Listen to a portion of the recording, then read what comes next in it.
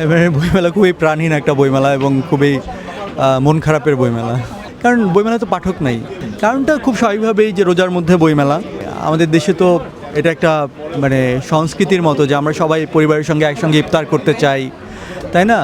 তারপরে হচ্ছে ধরেন সারাদিন অফিস করে বা কাজ করে রোজা রেখে বিকেলবেলা বইমেলায় আসার মতো এনার্জি আসলে অনেকে থাকে না, বা ইফতার করার পর আরও ক্লান্ত লাগে, রাতে তারাবির নামাজ থাকে।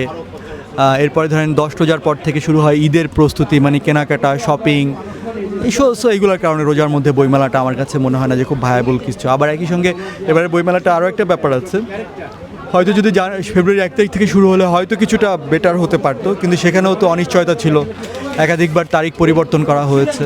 সো এগুলো আসলে কারণ। আমার এবারে বইমেলায় দুটো উপন্যাস এসেছে, একটির নাম হচ্ছে নীলকণ্ঠী, এটা এসেছে অন্যধারা থেকে, আর আরেকটি উপন্যাসের নাম হচ্ছে বিভা ও বিভ্রম, এটি IFIC ব্যাংক কালীয় কলম সাহিত্য পুরস্কার প্রাপ্ত উপন্যাস, এটা এসেছে অন্য প্রকাশ থেকে।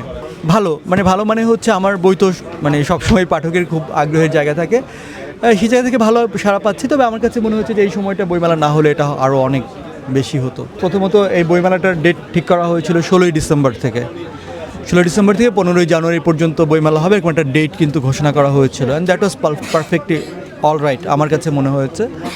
তারপরে যদি বইমেলাটা না হয় তাহলে ফেব্রুয়ারি 1 তারিখ থেকে, এবং সেটা যেহেতু হওয়ার একটা বড় শঙ্কা বা সমস্যা ছিল নির্বাচন, তাহলে আমার কাছে মনে হয় ঈদের পরে বইমেলাটা দিতে পারতো। ওই তো একই রকম খুবই প্রাণহীন একটা বইমেলা। আমি তো মনে করি না যে এবার প্রতি বছর যে পরিমাণ বই প্রকাশ পায় তার মনে হয় অর্ধেকও প্রকাশ পায়নি এবার। আপনি সোশ্যাল মিডিয়াতেই আপনি দেখেন যে প্রতি বছর বইমেলা শুরু হলে একটা উৎসবের আমেজ তৈরি হয়, পাঠকরা কি উৎসব করে বইমেলায় আসেন, মিডিয়াগুলোকে জমজমাট আয়োজন করে বইমেলা নিয়ে। এবার কি সেগুলো আছে? কিছুই তো নেই। সোশ্যাল মিডিয়াতে আপনি দেখবেন খাখা বিরান মরুভূমি, কোনো লেখকের কোনো বই মানে আমি তো খুব একটা দেখিনি, খুব অল্প কিছু দেখেছি। এটা তো একটা সন্ধিক্ষণ, কারণ হচ্ছে আপনার প্রযুক্তিগত উৎকর্ষ যখন ঘটে তখন খুব স্বাভাবিকভাবেই অনেক ধরনের পরিবর্তন ঘটবে। ধরেন একটা সময় মানুষ গুহায় লিখেছে, গুহা চিত্রের মাধ্যমে লিখেছে, পাথরে খোদাই করে লিখেছে, ইশারা বা ইঙ্গিতে কথা বলেছে। ভাষা মানে লেখ্য ভাষা বা কথ্য ভাষা ছিল না, যোগাযোগের ভিন্ন ভিন্ন মাধ্যম ছিল। তো প্রযুক্তি বা আধুনিকায়নের সঙ্গে সঙ্গে কিন্তু এগুলো পরিবর্তিত হয়েছে। একসময় কাগজ আবিষ্কার হয়েছে, মানুষ কাগজে লিখতে শুরু করেছে, শিলালিপির কথা আপনারা জানেন। তো এখন প্রযুক্তি আরও বদলেছে, এখন মানুষের লেখাটা পড়তে হয় হচ্ছে বুকে বা অডিও বুকে। এখন খেয়াল করে দেখেন যে এগুলোকে আসলে কখনো আপনি ইগনোর করতে পারবেন না, এগুলোর সঙ্গে আপনার অ্যাডাপ্টেশন করতে হবে, অভিযোজন করতে হবে, আপনাকে কৌশল আবিষ্কার করতে হবে, আয়ত্ত করতে হবে। সো প্রযুক্তির এই উৎকর্ষকে আপনার কোনোভাবে উপেক্ষা করার কিংবা অগ্রাহ্য করার কোনো সুযোগ নেই, এগুলোর সঙ্গে আমাদের প্রতিনিয়ত অভিযোজন ঘটাতে হবে।